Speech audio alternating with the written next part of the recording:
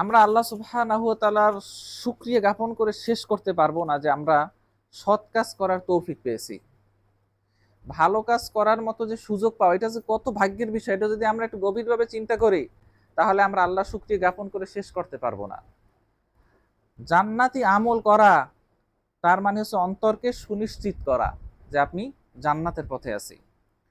আমি ভালো কাজ করতেছি তার মানে আল্লাহ সুবহানাহু ওয়া তাআলা আমাকে ভালোবাসতে আছেন, এই মনোভাব আপনার আমার ভিতর যদি থাকে, তাহলে তাহলে তার অন্তরে তো কখনো দুঃখ থাকতে পারে না, তার অন্তরে শুধু আনন্দ আর আনন্দ যে আমি ভালো কাজ করতে পারতেছি। তবে ভালো কাজ করার পাশাপাশি আরেকটা গুরু দায়িত্ব হচ্ছে আমার আশেপাশের লোকজনকে ভালো পথে ডাকতে হবে, এটাও একটা দায়িত্ব, এবং খারাপ কাজ থেকে নিষেধ করতে হবে। এইটা হচ্ছে সবচেয়ে গুরুত্বপূর্ণ দায়িত্ব। ভালো কাজ করা, ভালো কাজ করাটাও যেমন শয়তানের সাথে অনেক যুদ্ধ করে ভালো কাজ করতে হয়, শয়তান অনেক বাধা দেয় ভালো কাজ করতে, তদ্রূপ মানুষকে আবার দেখা যায় আপনার আশেপাশে যারা খারাপ কাজে ব্যস্ত আছে, বিভিন্ন হারাম কাজে ব্যস্ত আছে, তাদেরকে আবার ডাকার জন্য আবার শয়তানের সাথে যুদ্ধ করতে হয়। কেননা একজনে খারাপ কাজ করতে আছে, ডাকলাম কি না কি মনে করে, কত একটা বাধা।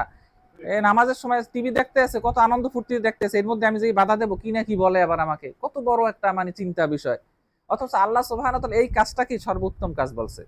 আল্লাহ সুবহানাহু ওয়া তাআলা বলছে কুনতুম খায়রা উম্মাতিন উখরিজাত লিন-নাস, কুনতুম খায়রা উম্মাহ, তোমরা হচ্ছে সর্বোত্তম জাতি, উখরিজাত লিন-নাস, উখরিজাত লিন-নাস, মানুষের কল্যাণের জন্যই তোমাদেরকে পয়দা করা হয়েছে, মানুষের কল্যাণ করতে, মানুষের নিয়ে ধ্যান ধারণার কথা। আমার এই ভাগ্নাটা নামাজ পড়তে আছে না, খারাপ কাজ করতে আছে, খারাপ পথে আছে, ওরা কিভাবে ভালো পথে আনা যায়, এই ধ্যান ধারণা নিয়ে যদি থাকেন, তাইলেই আপনি আল্লাহর দৃষ্টিতে সবচেয়ে বড় জাতি, সবচেয়ে উন্নত জাতি।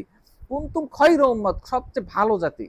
উখরিজাত লিন-নাস, মানুষের কল্যাণের জন্য তোমাদেরকে পয়দা করা হয়েছে। তোমাদের কাজ কি? তা'মুরুনা বিল মারুফি, তোমরা মানুষকে ভালো পথের মানুষকে ডাকবা। তা'মুরুনা বিল মারুফি ওয়া তানহাউনা আনিল মুনকার, এবং মানুষদেরকে খারাপ কাজ থেকে তোমরা নিষেধ করবা। এটাই হচ্ছে তোমাদের কাজ। এই কাজটা যদি করতে পারো, তাইলেই তোমরা সর্বোত্তম জাতি আল্লাহর দৃষ্টিতে। নিজেরা তো ভালো কাজ করতে হবে, কিন্তু নিজেরা ভালো কাজ করে বসে থাকা যাবে না।